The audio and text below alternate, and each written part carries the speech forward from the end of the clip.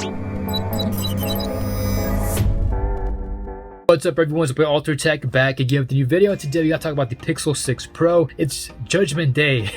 Judgment Day is upon us, especially if you're a smartphone enthusiast, a tech enthusiast, because this is the first time Google was given the green light to go all out to making a smartphone. So as to why they were never given the green light before, it's a great question, but now it's like the speed limit is 65.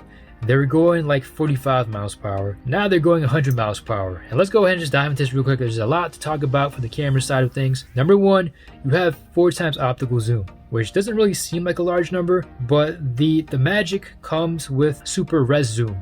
So that's been improved, and it'll be interesting to see how this actually fares with, like, full moon shots. 4x zoom with folded optics.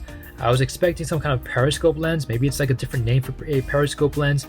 So basically you have glass, like a bunch of different lenses, and a prism at the end, so light hits it, reflects, and hits all of these lenses to give you guys a much closer up, zoomed up look. Sounds like a periscope lens to be honest with you guys. Number two, you do have a magic eraser, and with this feature you can go ahead and remove objects artificially, digitally, and it's going to be using that AI technology and that tensor sensor to do so. So this is going to be, if you could remove a full car from a photo, how does the phone know what's going to be behind that car? It doesn't know, so it's going to have to go ahead and try to like stitch around the objects around it to just make it seem like, just to patch things up. So it's like a blemish tool, but based on my usage with these kind of tools, it just doesn't always work 100%. It's going to leave some residue behind, and you have to kind of just clean it up yourself. So are they going to give us the ability to clean it up ourselves, or are we just going to have to rely on this? Or is it so damn good that you just have to go ahead and touch an object or touch a person and just instantly remove them from the photo? That's going to be something I gotta pay attention to. Number three, better low light performance. So the main sensor, you have 2.5 times more light coming in to the sensor. For nightscape mode, it's definitely going to be a boost. Astrophotography as well. So we'll have to see about that. Number four, for video recording, this is big. HDR net 4K 60 frames per second. So this is the Pixel 6. This is the Pixel 4. For photography, it's been magnificent. It's still, till this day, this is one of the top phones, in my pick, for smartphone photography. It does have that 2x telephoto lens optical, which is like one of my favorites. But the issue with this phone was video recording. You didn't have that same HDR performance for video recording. I felt like sometimes images, it was just sometimes overblown. It just felt like the contrast it just didn't have the HDR experience. Now with the tensor chip, you could use that same HDR technology with video recording at 4K at 60 frames per second. There's so much computing going on in here. Number two, I gotta really figure out how this phone is able to keep cool with all these computations. Didn't mention anything about the cooling system, so that's something I just want to keep my eye on as well. Moving number five, the laser autofocus. This is something I wanted on the OnePlus 9 Pro.